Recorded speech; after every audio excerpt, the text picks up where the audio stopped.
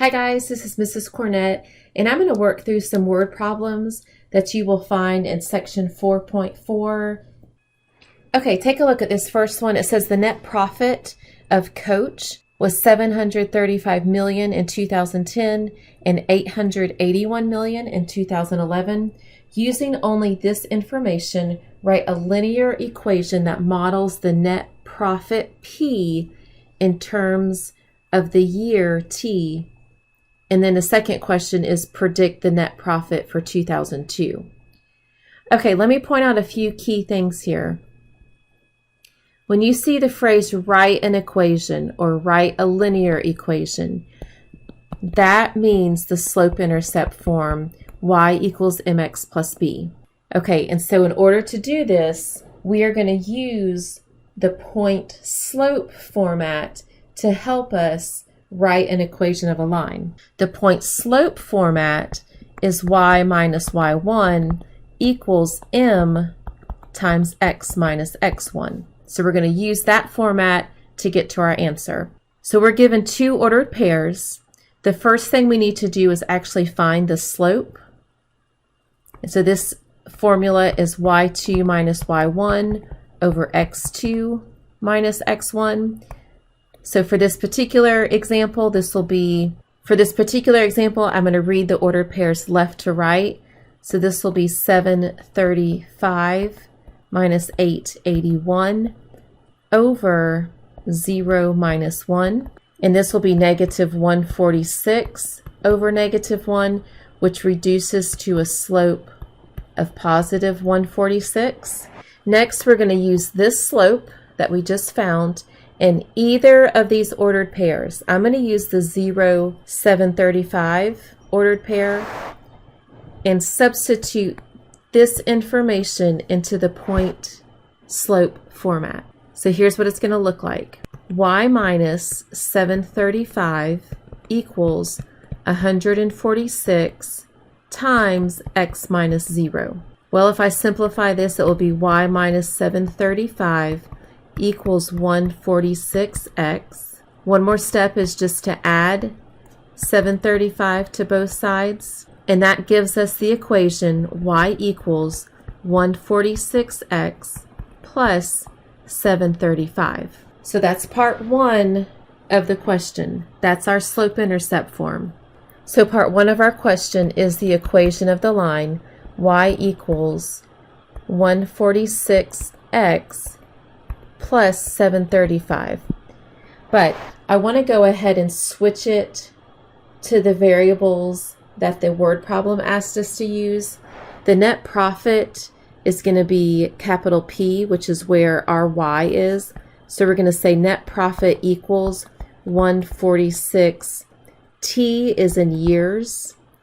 That's what I'm going to substitute for the x variable, plus 735. So if you were doing this on WebAssign, those are the variables that you would need to use for this first part. The second question says predict the net profit for 2012. And then it gives us an example. It says let t equal 0. Let that represent the year 2010. We're going to predict the profit for 2012. If we follow that example about 2010, we can say 2012 means that t will equal 2. And so we're going to take the equation p equals 146, and we're going to times it by 2 plus 735. 146 times 2 is 292. And now let's add 735. P equals 1,027. This is in millions. And WebAssign should be okay with this answer, or you could convert that to 1.027 billion. But either answer, if you were taking this, if you had this question on a test, either answer would be fine with me. Okay, let's do a similar problem. This one says the annual sales of Aaron's was 1.75 billion in 2009 and 1.88 billion in 2010. Using only this information, here's question number one. Write a linear equation in terms of S. Write a linear equation that models the annual sales S in terms of the year Y. and then it's going to ask us the second question. Okay, we're going to follow the exact same steps. The first thing we're going to do is find the slope. This will be 1.75 minus 1.88 over 9 minus 10. This is negative 0.13 over negative 1, which simplifies to positive 0.13. So that is our slope. Now we'll use the point slope form, and we'll choose just one of these ordered pairs. It doesn't really matter. I'm going to choose the 10, 1.88 just randomly. So this will be y minus 1.88 equals 0.13 times x minus 10. On the right side, use the distributive property to get 0.13x minus 1.3. The left side is still that y minus 1.88. Now to solve for y, we're going to add 1.88 to both sides to get y equals 0.13x plus 0.58. So that is part one of the question. That is the equation of the line that represents this model. The second part says predict the annual sales for 2011. And then do you see it gives us the same example? Let t equal 9 represent the year 2009. And so we also know from up here that 2010 was represented by the number 10. And so we can assume that 2011, t is going to equal 11. The first thing I want to do is take this slope-intercept form and let's rewrite it in the variable that the word problem asks us to. The annual sales is a capital S equals 0.13 times t, which is the year, plus 0.58. So if we substitute in 11, this will be 0.13 times 11 plus 0.58. 0.13 times 11 is 1.43. And now you need to add the decimal 0.58 to get a total of 2.01, which if you go back to the original problem, this is in billions. So this is $2.01 billion. That's a lot of money. Okay, let's take a look at this example. It says you purchase a boat for $25,000. After 1 year, its depreciated value is $22,700. The depreciation is linear. Two questions. We're going to write a linear model, which a linear model is another way of saying a linear equation in the format of y equals mx plus b. And then we're going to use that equation to estimate the value of the boat after 3 years. Okay, so here's the deal. You have this awesome speedboat, but every year it loses value. Okay, so you bought it brand new at $25,000. It lost value because now after 1 year old, it's only worth $22,700. Because it says the depreciation is linear, that means it's going to just be a straight diagonal line down. And so we can assume that each year it's going to lose the same value every year until it no longer has a value. So the first thing you need to do is a basic subtraction problem. We're going to take the cost of the brand new boat minus the value after the first year, and we have $2,300. What that means is each year that passes by, the value of the boat decreases by $2,300. Write an equation of how much the boat is worth. We're going to say the value of the boat, which is capital B, equals, it originally started off at $25,000, but as the year goes on, we need to subtract $2,300 times the number of years old that boat is. Okay, so here's your equation.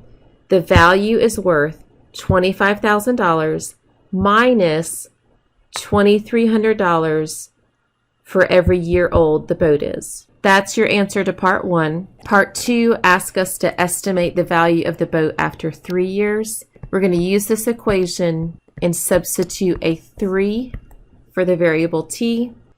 2300 times 3 is 6900. And so what this is saying is we're estimating that after 3 years, it's going to lose almost $7,000 of its original worth. And so we'll do 25,000 minus 6,900, and that equals $18,100. So what that means is after 3 years, the model that we wrote, the equation that we wrote, predicts that the boat will only be worth $18,100. A swimming pool already contains a small amount of water when you start filling it at a constant rate.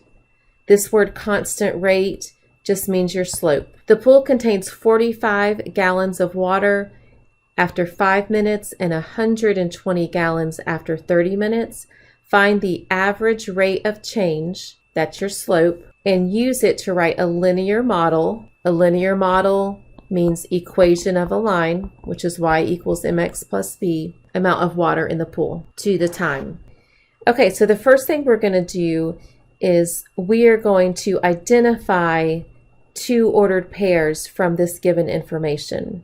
And we're going to say minutes compared to gallons. If you go back and look at the word problem, after 5 minutes, there was 45 gallons, so there's 1 ordered pair. The second ordered pair was after 30 minutes, there was 120 gallons. Next, we're going to use this information to find the slope, which is the constant rate of change. We'll do 120 minus 45 over 30 minus 5. 120 minus 45 is 75. 30 minus 5 is 25. That simplifies to 3 gallons per minute. That is our slope.